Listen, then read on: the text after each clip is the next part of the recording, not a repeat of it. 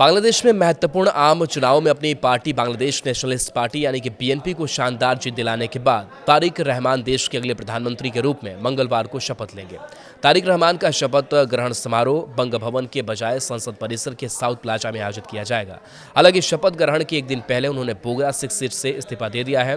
BNP प्रमुख ने अपने इस फैसले के संबंध में बांग्लादेश के चुनाव आयोग को औपचारिक रूप से एक पत्र भेजा है। चुनाव आयोग के वरिष्ठ सचिव अख्तर अहमद ने सोमवार को इस बात की पुष्टि करते हुए कहा कि मैं बीएनपी अध्यक्ष तारिक रहमान का बोगरा 6 सीट छोड़ने को पत्र प्राप्त हुआ है। राजपत्र अधिसूचना के माध्यम से सीट को रिक्त घोषित करने की प्रक्रिया चल रही है। सरकारी समाचार एजेंसी बीएसएस ने सोमवार को बताया कि राष्ट्रपति मोहम्मद शहाबुद्दीन मंगलवार दोपहर को जातीय संसद के साउथ प्लाजा में नए मंत्रिमंडल सदस्यों को शपथ दिलाएंगे।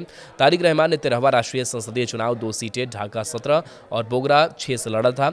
उन्हें इन दोनों सीटों पर जीत मिली थी। हालांकि बांग्लादेश की लोक प्रतिनिधित्व आदेश आरपीओ की धारा 119(1) ख के तहत एक उम्मीदवार अधिकतम 3 निर्वाचन क्षेत्रों से चुनाव लड़ सकता है। धारा 19(2) के अनुसार अगर कोई उम्मीदवार एक से अधिक सीटें जीतता है तो उसे राजपत्र अधिसूचना के 30 दिनों के भीतर चुनाव आयोग को लिखित रूप में यह सूचित करना होता है कि कौन सी सीट बरकरार रखना चाहता है। यदि कोई विकल्प सूचित नहीं किया जाता है तो चुनाव आयोग किसी एक सीट को बरकरार रख सकता है और अन्य सीटों को रिक्त घोषित कर सकता है। ऐसे में किसी भ्रम की स्थिति से बचने और संविधान के अनुसार तारिक रहमान ने प्रधानमंत्री बनने से पहले बोगरा 6 सीट से इस्तीफा दिया है। अब वह सिर्फ ढाका 17 सीट का प्रतिनिधित्व करेंगे। 12 फरवरी के चुनाव में तारिक ने 72,699 वोटों के साथ ढाका 17 सीट जीता।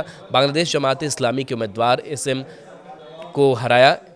एसएम खालिदुज्जम्मा को 68,300 वोट मिले। वहीं तारिक रहमान ने बोगरा 6 में 2,16,284 वोटों के साथ जीत हासिल की और जमाते इस्लामी के उम्मीदवार आबिदुर रहमान सुहेल को हराया, जिन्हें 97,626 वोट मिले थे।